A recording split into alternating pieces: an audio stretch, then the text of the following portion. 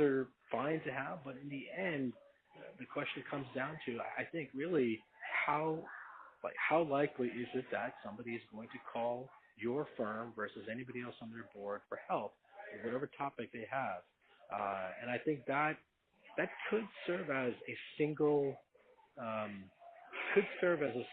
overarching way of measuring not only the efficacy of your program, but the efficacy of the collective people in your team as well.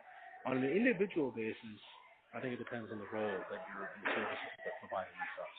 I think on the recruiting side, as I said beforehand, I think that there are probably ways to measure how how well somebody's doing in terms of identifying quality candidates. If there's a pool of 50 people, how many of those people are never looked at by portfolio companies versus those that are, for example? How pruned are they? How refreshed is that list getting? How much richer is the intelligence database that you're collecting in terms of the personnel that's out there? Things along those lines. If you're talking about other types of services, yeah, it's I don't know of a way to measure the work that somebody's doing other than to simply work with them on the front end side to define kind of the deliverables and then to measure them on their ability to actually effectively build and launch those deliverables. The measurement of the deliverables itself really only happens by talking with the end customers, as I said beforehand.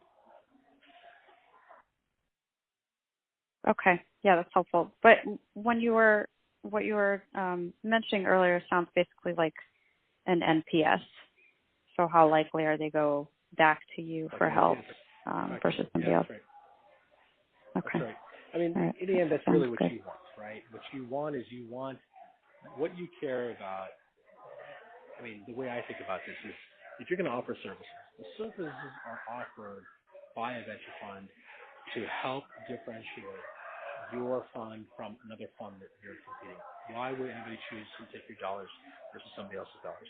And in order for that to happen, what really matters is that your entrepreneurs are out there regularly, telling their friends and their buddies that they need to go talk to, your fund immediately because of the fact that not only do they provide great, tons of capital at great terms and they're thoughtful, et cetera, et cetera, but the services arm, really helps differentiate, and was very much a lifesaver for us at whatever stage we entered in relationship with that fund itself. That's really what you're hoping for more than anything else. And so I think that having that overarching kind of, would you recommend us to somebody else, not in a single question like that, I think is a very powerful tool. That's why NPS is such a great and well-regarded capability.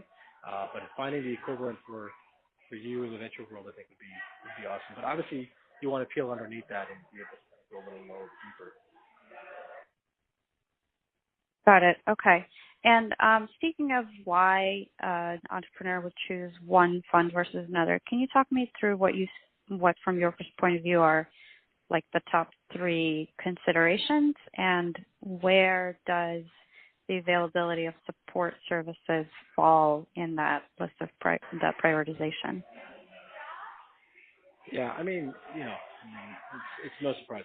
The thing that matters most, first and foremost, is, at what price does the capital come with, right? I mean, that's that's the first and most obvious thing.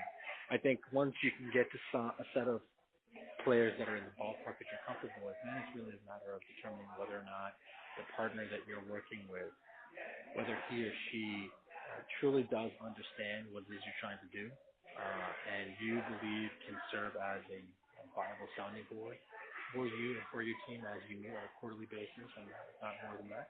That's the second thing that I think is pretty important. I think beyond that, the third thing on my list would be to look at the services, right? To get a sense of, okay, I know what I have, I know what I need.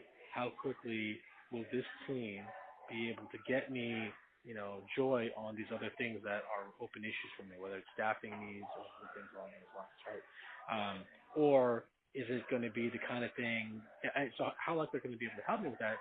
But also, is it the kind of thing where because am I going to be put into a bucket or a queue by the firm because of the fact that the check size was small or early stage, as opposed to being a $50 million check, Series C kind of investment, where it's much more important and weightier in terms of being able to support them.